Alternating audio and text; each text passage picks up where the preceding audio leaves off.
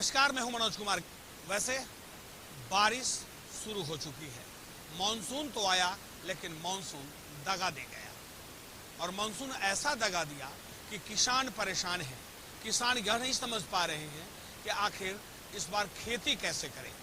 लेकिन जो इलाका है सिर्फ पानी पर निर्भर है।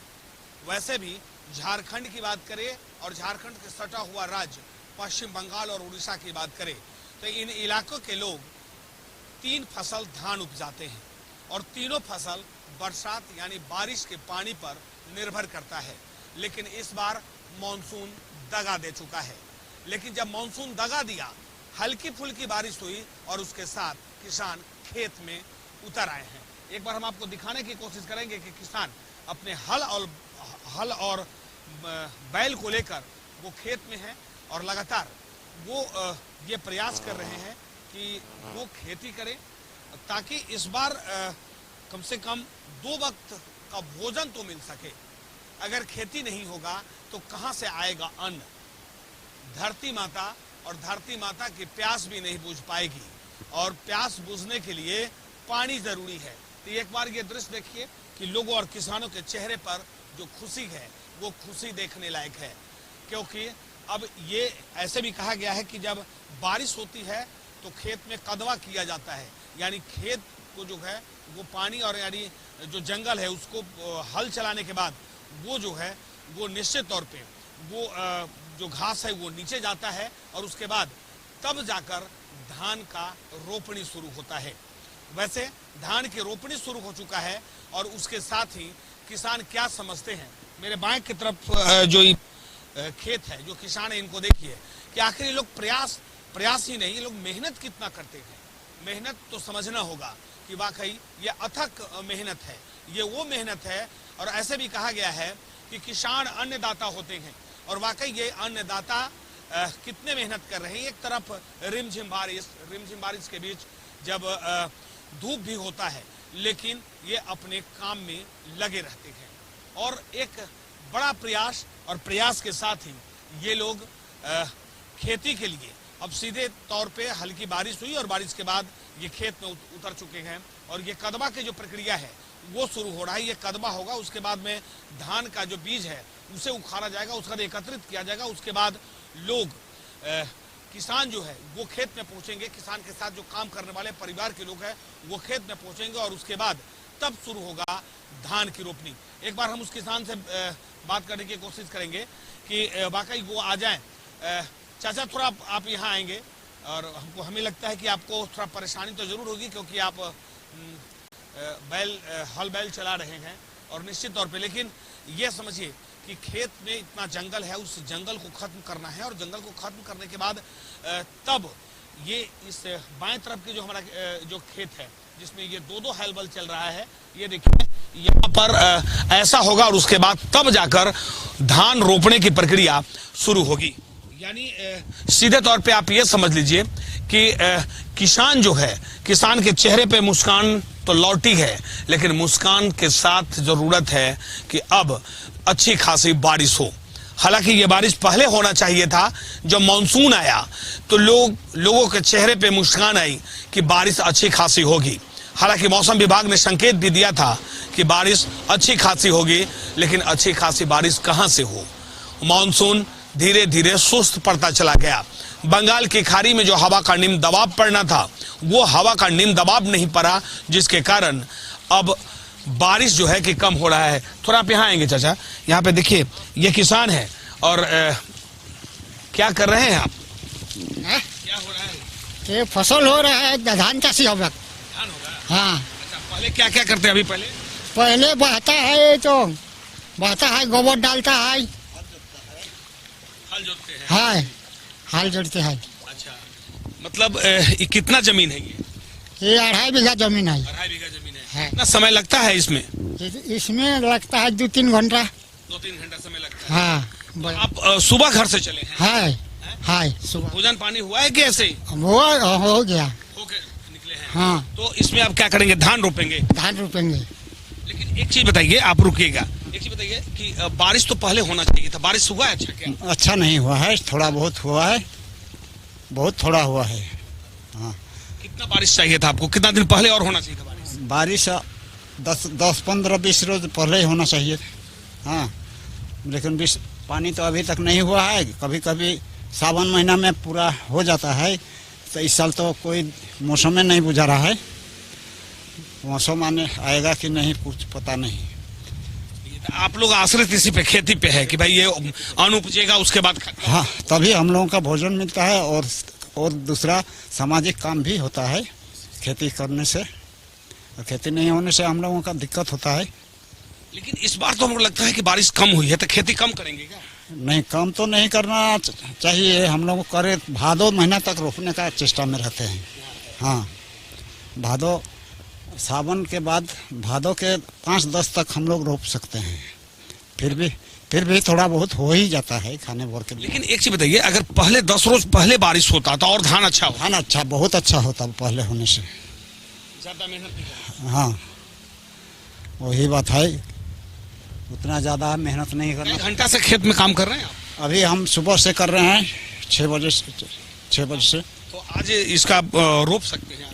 नहीं, आज नहीं रोप पाएंगे। कल रोपेंगे। ये कल भी नहीं होगा, पानी रहेगा तब ही रोपेगा, नहीं तो पानी नहीं अगर आएगा तो ये ऊपर से पानी नहीं आने से सूख भी सकता है, यही बात है। लेकिन आप लोगों को लगता है कि आप लोग का अनुमान तो आ जाता है कि भाई बारिश होगा बोल के हम लोग इसीलिए हल जोतना शुरू किए हैं। और ये वाला तो मेरा घास फूस ज़्यादा है ना, इसलिए इसको जोत रहे हैं। इसको बारिश नहीं होने से तो ये बिल्कुल नहीं होगा। ये वाला तो थोड़ा बहुत ये हुआ है, ये इस भाई वाला ये तो कर लेगा, सोमवार तक आशा किया है। देखिए, आप समझिए कि किसान ऐसा है, ऐसे भी कहा गया है कि किसान के पास एक अनुमान होता है। वैसे लोग कहते हैं कि अब ये दुनिया तो डिजिटल हो गया है, साइंस की दुनिया है, लेकिन साइंस भी किसान के सामने फेल है। जैसे आकाश में बादल लगा और ये लोग समझते हैं कि अब बारिश शुरू हो जाएगी। ये बारिश कितना मिलीमीटर होगा ये भी इनको पता है, और यही कारण है कि जैसे आकाश में बादल लगते ही ये किसान चले आते हैं खेत में। लेकिन इस बार तो बारिश कम हुई है, इस बार बारिश बहुत कम है। हाँ, तो कैसे होगा खेती? और रकम बारिश कम होबे के फसल। पहले अगर होता तो बढ़िया। हाँ, हले तो बढ़िया होता। हाँ, बहुत अच्छा हुआ। देखिए, आप समझिए, अगर ये पहले बारिश होता, समय से पहले 10 रोज पहले अगर बारिश हो जाता, तो निश्चित तौर पे जो किसान है वो उनको मेहनत तो खैर उतना ही करना पड़ता, लेकिन अनाज का जो उपज होता, धान का उपज, वो बहुत ज्यादा होता। लेकिन जैसे जैसे समय घटता जा रहा है वैसे वैसे मेहनत उतना ही है, लेकिन अनाज का पैदावार जो होगा वो कम होगा। अब आप समझिए कि अब इसके लिए आखिर मॉनसून तो दोषी है ही, क्योंकि जब वो दगा ही दे गया तो किसान करे क्या। लेकिन उसके बाद एक सेकेंड ऑप्शन भी बचता है, और वो बचता है कि स्थानीय प्रशासन और सरकार की। हम उस मुद्दे पर भी बात करेंगे, लेकिन सबसे पहले ये सब देखिए, एक बार इस इलाके को आप देख लीजिए, और उसके बाद हमें लगता है कि किसान का मेहनत और किसान जो प्रयास करता है, सुबह 5 बजे अपने घर से उठता है और उसके बाद खेत में चला आता है हल लेकर और बैल को लेकर।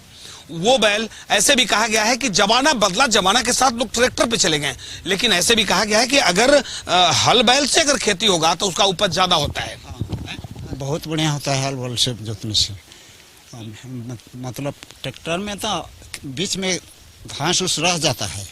हाँ, और इधर से कटता है उधर वाला, और बीच में वो रह जाता है। अच्छा, हाँ, बैल से जोतने से बहुत अच्छा होता है फसल। और ये जो ट्रैक्टर से जोतने से हम लोगों का ना, ये घासे नहीं खत्म होता है, बाद में भी दिक्कत होता है, रोपने के बाद में भी। यही बात है।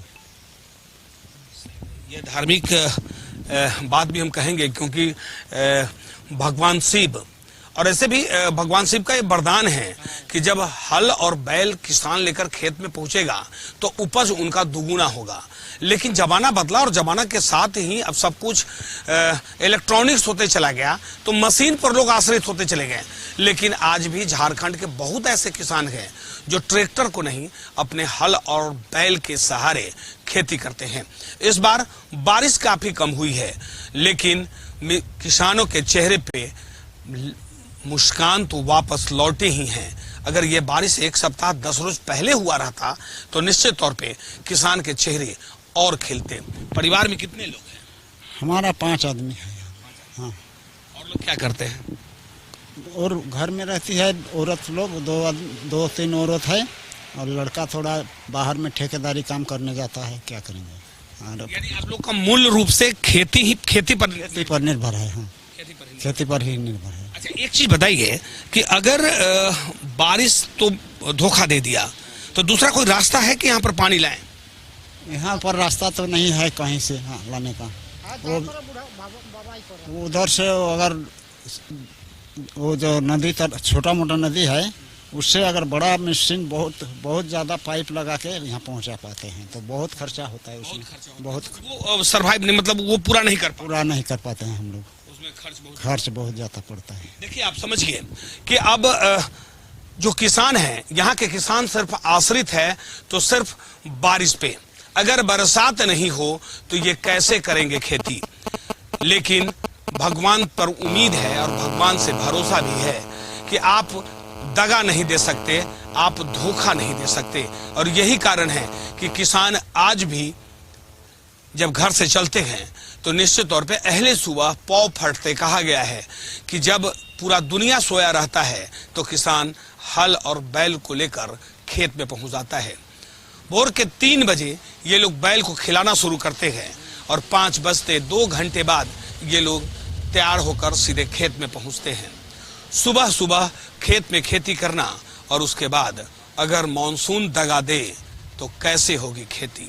सीधे उस खेत में ले जाया जाएगा जहां पर कदबा हो रहा था, यानी हल बैल चल रहा था, और किसान सुबह 5 बजे से उस जगह पे पहुंचते हैं। हमारे साथ एक और किसान है, वो उनसे हम जानने की कोशिश करते हैं कि वाकई धान का बीजरा तैयार करने में, यानी धान का बीज को तैयार करने में कितना समय लगता है, और उसके बाद जब बारिश नहीं होती है तो क्या गुजरता होगा उस किसान के चेहरे पे।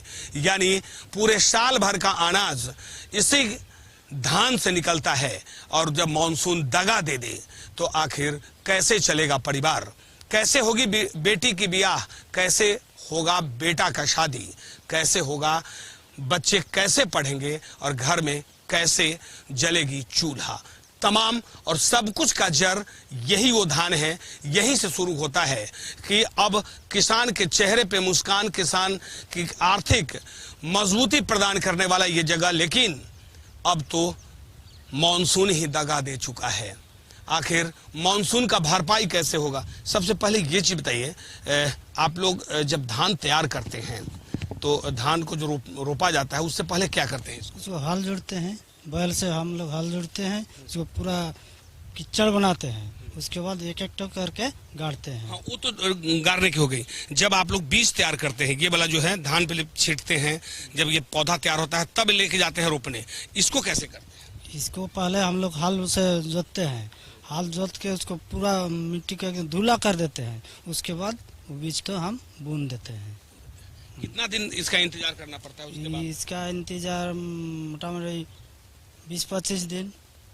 25 दिन यानी महीना दिन मान के चलिए। हाँ, महीना दिन। 30 दिन के बाद में तब होता है कि भाई अब रोपना है। हाँ। अच्छा, एक चीज बताइए कि इस बार तो बारिश काफी कम हुई है, हालांकि अभी भी समय है, अभी तो सावन शुरू हुआ है, लेकिन कितना दिन पहले और बारिश होना चाहिए था? बारिश होना तो मतलब कि वो 10-12 दिन पहले ही होना अच्छा रहता, अभी तक रोपा हो जाता। हाँ, तो इस साल बारिश हुआ ही नहीं, कैसे रोपेंगे? चारा तो पूरा हो गया है आदमी सबका, लेकिन बारिश के चलते रोपाई नहीं जा रहा है। और यहाँ तो कोई दूसरा विकल्प है नहीं, बरसात के छोड़कर दूसरा कोई विकल्प है नहीं? नहीं, इसका कोई साधन नहीं है। अच्छा, आप लोग अगर मान गए कि ये धान नहीं हो, धान से क्या क्या करते हैं? मान के आदमी तो खाता ही है, पूरे साल भर का अनाज निकलता है, शादी विवाह सब कुछ इसी से होता है। इसी से होता है, कुछ है ये नहीं हम लोग का।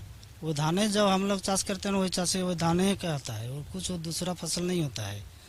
लेकिन इस बार काफी मतलब लग रहा है कि काफी कम अनाज उपजेगा। हाँ, समय तो बीत गया, अभी 1 महीना बाकी है। श्रावण महीना में अगर बारिश होगा तो चाष होगा, नहीं होगा तो नहीं होगा। सही आप कहे। एक चीज बताइए, सरकार की तरफ से मिलता है कि मान के आपको बीज खरीदने का पैसा या मतलब खाद के लिए सब्सिडी? वो सब तो नहीं मिलते हैं सरकार की तरफ से नहीं मिलता है। ना। अच्छा, आपको पता है कि सरकार ये सब देती है, डीजल का भी पैसा देता है सरकार? ना वो सब तो हम लोग को पता नहीं है, लेकिन है ये क्या बोलते किसान मित्र है, वो लोग देता है। लेकिन आप लोग को नहीं मिला है हम लोग नहीं, हम लोग को भी दिया है, दूसरों का हम नहीं लिया है, अगर वो दूसरा को दिए होगा। राहड़ देते हैं, मसूर देते हैं। हाँ, यही वो तो सब। खैर ठीक है, रोपने के लिए बीज हाँ, मिलता है। हाँ। लेकिन धान का बीज मिला आपको? धान का बीज नहीं मिला है, हम लोग खरीद के दिए हैं। धान कितना कैसे केजी लाए थे आप बीज? हम लोग लाए थे 300 और 94। यानी लगभग 400। हाँ, तो 1 केजी अगर बीज डालेंगे तो कितना कट्ठा खेत रोपाएगा? वो 1 केजी में उसका कितना बोलेंगे, 10 कट्ठा? ना 10 कट्ठा, 5 कट्ठा, हाँ वही होगा। 5 कट्ठा। हाँ, अब आप समझिए, वाकई किसान के दर्द को समझने की जरूरत है कि सरकार की तरफ से मिलने वाली सुविधा भी इन किसानों को नहीं मिलता है, जबकि सरकार लगातार घोषणा कर रही है कि हम किसानों के कंधे पे कंधे मिलाकर चलेंगे, क्योंकि ये तो अन्नदाता है। अन्नदाता ही अगर अन्न नहीं उपजाए, मानसून तो धोखा दिया, सरकार और प्रशासन ने भी दगाबाजी की है। अब आप समझिए, ये किसान सुबह उठता है, अपने परिवार के सहित पूरे परिवार के साथ खेत में रहता है, बच्चे स्कूल जाएंगे, उसको लेकर ये थोड़ा वक्त निकालकर बच्चों को स्कूल भेजते हैं। बच्चा भले पढ़ लिख कर बड़ा हो जाए, लेकिन किसान का जो अपना पेशा है, जो किसानी है, वो उस पर ही निर्भर है। ऐसे में सवाल ये उठता है कि अगर मानसून दगा दे दे तो चाहिए सरकार और प्रशासन का इसका वैकल्पिक व्यवस्था करे, ताकि ये किसान का घर भरा रहे और घर में चूल्हा जले और साथ साथ बेटियां की शादी भी हो। जिस अनाज पे, जिस धान पर गुमान है और वही गुमान टूट जाए तो किसान क्या करेगा? आपने कई बार सुना होगा कि किसान आत्महत्या कर लिया, आपने कई बार सुना होगा कि किसान कर्ज में गए, और आपने ये भी सुना होगा कि सरकार कहती है कि आपके साथ हम हैं, लेकिन जब हकीकत, जमीनी हकीकत जानेंगे तो किसान को न मिला खाद और ना मिला बीज। खाद कितना महंगा है? खाद वो तो दिया ही नहीं है कुछ। नहीं, आप लोग खरीदते हैं? हाँ, खरीद के है। कैसे देता है? वो ट्रैक्टर में 1100-1200 रुपया लेता है, 1100-1200 लेता है ट्रैक्टर में। एक ट्रैक्टर खाद जो खरीदेंगे ना, बैल का खाद, हाँ, तो 1200 बोरा वाला लगेगा। लेंगे तो वो बोरा वाला इधर मिलते नहीं है, नहीं मिलता। नहीं मिलता है। अब आप समझिए, देखिए, खाद भी नहीं मिलता है, और खाद भी नहीं मिलता और बीज भी नहीं मिलता, यानी जो गोबर होता है, वो गोबर को अगर किसान अपने खेत में डालते हैं तो जाहिर सी बात है कि ये उर्वरक होता है, तो जमीन भी बचती है। जमीन के साथ साथ जो अनाज उपजता है वो एकदम वो अनाज जिसमें केमिकल नहीं रहेगा। लेकिन सवाल है कि जो खाद सरकार की, वो जाती कहाँ है? ये अपने आप में बड़ा सवाल है। हमारे साथ हमारे सहयोगी मधुसूदन है। लगातार जो इलाका है, जो किसानों का के जो दर्द है, ये कई बार इन्होंने खबर दिखाया भी है। सरकार की योजना किसान तक नहीं पहुंच रहा है। देखिए, सीधे तौर पर अगर हम इसको देखा जाए तो ये भी हो सकता है कि लोग जानकारी के अभाव में हैं, इनके तक जानकारी नहीं मिल पाता है। तो इसके लिए सरकार को एक पहल करना चाहिए, एक प्रचार प्रसार करना चाहिए कि पूर्ण जानकारी इनको प्राप्त हो कि हाँ, हमारे द्वारा ये योजना लाई गई, ये योजना का आप लाभ उठाइए। जब इनको जानकारी मिलेगी तो ये खुद ब खुद वहाँ तक पहुँचेंगे और उस योजनाओं का लाभ उठाएंगे। हमें तो यही प्रतीत होता है कि कहीं ना कहीं इनको जानकारी का अभाव है। आपने कहा कि वाकई ये जिम्मेवारी प्रशासन, स्थानीय प्रशासन की होती है। हम लगातार कह रहे हैं, पहले भी हमने कहा है कि सरकार योजना लेकर आई तो जरूर गए, लेकिन धरातल तक नहीं पहुंच पाया, तो ये जिम्मेवारी स्थानीय प्रशासन की होती है कि आप करें प्रचार प्रसार तो किसानों को मिलेगा उसका फायदा। लेकिन मानसून तो दे दिया धोखा, क्या सरकार और प्रशासन इन किसानों के उस दर्द पर लगाएगी मरहम? लेंगे एक छोटा सा ब्रेक, जारी है ये कार्यक्रम। जो जानने निकले हैं कि वाकई अब इस बार बारिश कम हुई तो क्या किसान के घर में खुशहाली लौटेगी, या किसान का वो हालत होगा जो इससे पहले। ब्रेक के बाद हमारे खास पेशकश में आपका स्वागत है और अपने कार्यक्रम का अंतिम बढ़ाते हैं। एक बार देखिए कि वाकई वो किसान जो जी तोड़ मेहनत करता है, जब जी तोड़ मेहनत करता है और वो भी जब अन्नदाता के घर में जब अन्न नहीं पहुंचे तो कितना परेशान होंगे वो अन्नदाता। आप समझिए कि अब जो मेरे सामने जो पहले हमने आपको हल बैल दिखाया और आप देखिए कि जब समय परिवर्तन हुआ तो ट्रैक्टर का युग आ गया। तो हालांकि यह युग काफी दिनों से है, ऐसा नहीं है कि आज का ये युग है, लेकिन अभी भी हल बैल का जो प्रचलन है वो भी अब यहाँ देखने को मिलता है। लेकिन कुछ ऐसे जगह है जहाँ पे जाएंगे जहाँ हल बैल आपको नहीं दिखेगा, लेकिन यहाँ पर हल बैल आज भी दिख रहा है। यानी किसान आज भी वो किसान हैं, यानी कर्ज तले दबे हैं और आज भी 2 वक्त की रोटी के लिए जी-तोड़ मेहनत करते हैं। और उनकी मेहनत को समझिए कि कितना मेहनत करने के बाद जब वो धान जब वो खेत में लगाएंगे और उसके बाद जब वो धान निकलेगा, जब फसल तैयार होगा तो उनके चेहरे पर जो मुस्कान लौटती है उस समय के वक्त को, यानी उस समय का जो समय होगा उस समय को भी आप समझिए। हमारे साथ एक किसान है और इनसे हम जानने की कोशिश करेंगे कि वाकई हमने कई किसान से आपको रूबरू कराया है। ये वो किसान हैं जो जी-तोड़ मेहनत करते हैं। इनके शरीर का पर जो कीचड़ है वो देखिए और आप समझिए कि मिट्टी में रहने वाले और मिट्टी की बात करने वाले ये किसान कि वाकई अब जब अहले सुबह जब लोग सूर्योदय होता है तो लोग ये समझते हैं कि हम अब नाश्ता करेंगे, लेकिन ये किसान सीधे खेत में पहुंचते हैं और उसके बाद ये जी-तोड़ मेहनत करते हैं। और मेहनत ऐसा कि ना तो वक्त का समय इनके पास ख्याल रहता है और ना ही ख्याल रहता है कि इनके घर पे क्या हो रहा है। सिर्फ एक ही विजन, और वो विजन है कि हमें अपने खेत में काम करना है। यही है वो अन्नदाता जो पूरे विश्व में अगर लोगों को निवाला मिलता है तो यही अन्नदाता है। हम आपको याद दिला दें कि जब गेहूं की निर्यात की बात होती है, धान की निर्यात की बात होती है, तो भारत जो है आत्मनिर्भर है और ये विश्व को ये ठेंगा दिखाता है। विश्व अगर अपने आप में ये कहे कि हम आप पर भारी हैं तो यही ये देश कहता है हम तो निवाला ही तुम्हें नहीं देंगे, तुम क्या करोगे। यानी इलेक्ट्रॉनिक्स या और इलेक्ट्रिक से कितना दिन चलोगे, चाहिए तो भोजन, और भोजन देने वाले अन्नदाता मेरे साथ हैं। इस बार बारिश हल्का बारिश हुआ है, लेकिन वो दूसरे जगह से थोड़ा ज़्यादा किया है, माना काम शुरुआत हो गया है। ये कितना समय लगेगा आपको इसको रोपने में? ज़्यादा समय नहीं लगेगा। मेड़ तो तैयारी करेंगे, धार को छाँच मारेंगे, उसके बाद शुरू करेंगे। कितना लोग लगेंगे इसको पूरा खेत को रोपने?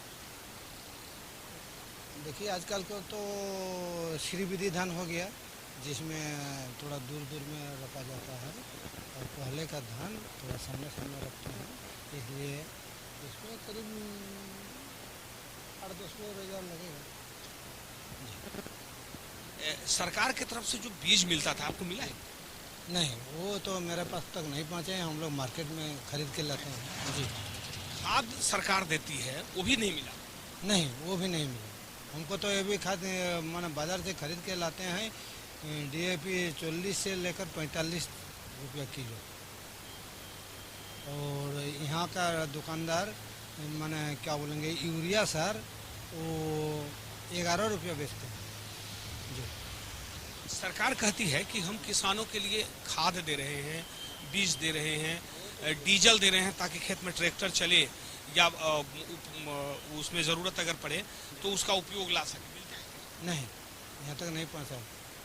ये तो ट्रैक्टर वाला सामने भी है चालक वाला, लेकिन वो पेट्रोल पंप से ही हम लोग खरीद के। सही आपने कहा। देखिए हमारे साथ यहाँ पे एक और सरकार से डीजल सब्सिडी भी मिलता है, आपको मिलता है? नहीं सर यानी आपको अपना खरीद के ही लगा? जी, खरीद कर लगाना पड़ता है।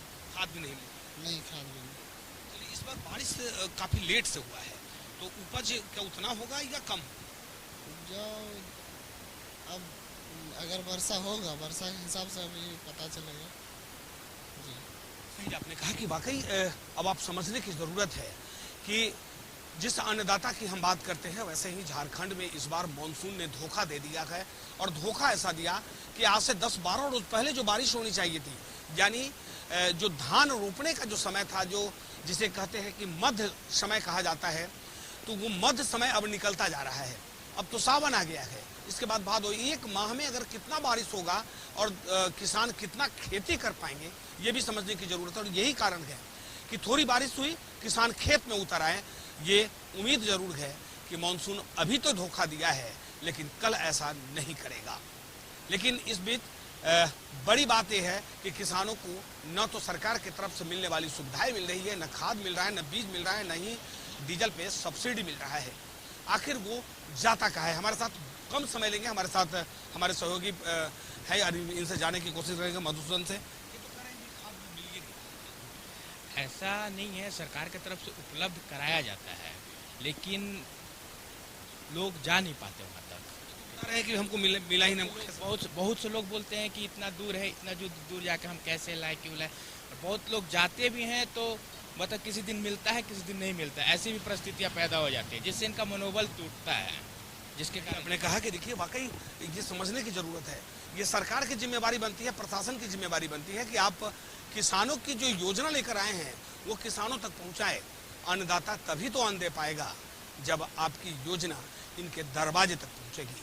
लेकिन ये अन्नदाता अथक प्रयास, और प्रयास इतना जीतोर मेहनत, अकेले नहीं पूरे परिवार के साथ धान रोपने में ये लगाते हैं, चाहे कोई भी उपज हो। जबकि झारखंड और बंगाल की बात करें तो यहाँ 3 फसल धान ही होता है। लेकिन इस बार तो मानसून ने धोखा दे दिया, काफी कम रोपनी हुई है।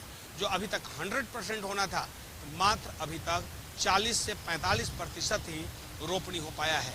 ऐसे में जरूरत है कि सरकार और प्रशासन कोई वैकल्पिक व्यवस्था करे, नहीं तो अन्नदाता के घर में नहीं जलेगी चूल्हा और न ही हाथ होंगे पीले। यहीं पे संपन्न होता है मेरा ये कार्यक्रम। अगले कार्यक्रम में पुनः होगी आपसे मुलाकात नई मुद्दों के साथ। अपने सहयोगी मधुसूदन और ऋषभ के साथ में मनोज कुमार कशिश, सरायकेला, जमशेदपुर।